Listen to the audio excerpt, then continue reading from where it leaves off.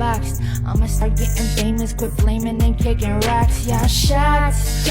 I'm not just pacing the streets of my city, though I just didn't know me. No. Hey guys, I'm Kairo. I'm from Griffin, Georgia. I'm a lyricist, a rapper, and a singer-songwriter. And I started in music because I needed to have a voice. And I didn't feel understood just by speaking to another person. I had to go deep within myself and I had to find a way to get it out that didn't hurt anybody. So I started writing music at a very young age, and it started with poetry. And I'm sure a lot of you could start with poetry if you've ever been interested in music. Just start there. And it developed into music because my brother got into music. My family's everything to me. And my brother, when he got into music, it sealed the deal. So I started writing songs for him, and he put me on the mic to demo it, and he decided that I needed to be the voice that it came from. And then I really started to tell my story.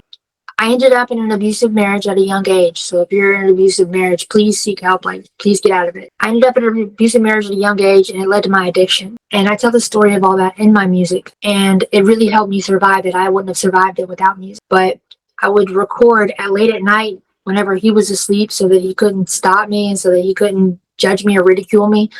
And that's something that I had to do. It's not something that I wanted to do. And from there, after my first album, I had to really figure out what the next step was.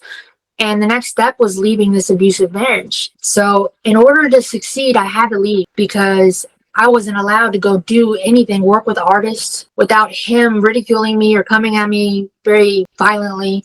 So I decided that I was worth it. I was worth leaving. And I left to make music, and I ended up at a friend's house for a little while. But after my dad got hurt and put in the hospital, I ended up meeting some really cool people because I took some big risks. I used to grind in Griffin, Georgia on open mics over and over again. They didn't have many. They had maybe 2 or 3. And the first one that I went to was a Doc Hollidays one. And Doc Hollidays is now closed down. But Doc Hollidays in Griffin, Georgia is iconic for Griffin. And I went there every Wednesday night and performed. And it was terrifying, and I was so scared. So I'm telling you right now, if I can do it, you can do it too.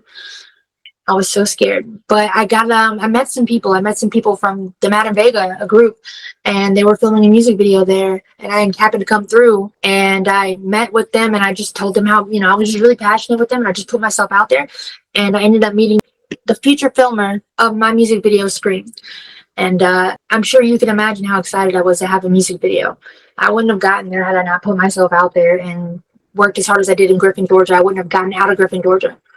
From there, I ended up moving to Alpharetta, Georgia with this producer, and we filmed 3 more music videos from there where I learned how to do them myself, which is how I ended up filming a music video with my brothers. And now I'm putting out singles on Spotify. I have a distributor.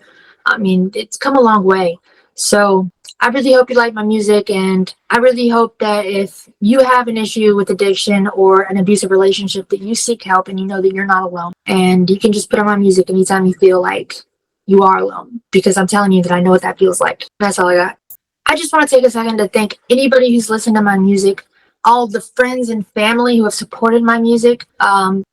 To list a couple, let me start with listing a couple names. My brother, my friend Gabe. I just want to thank you guys for really helping push me. My brother Dane. And I want to thank anybody who just took the time to see the work that I had and care about it. It means a lot to me.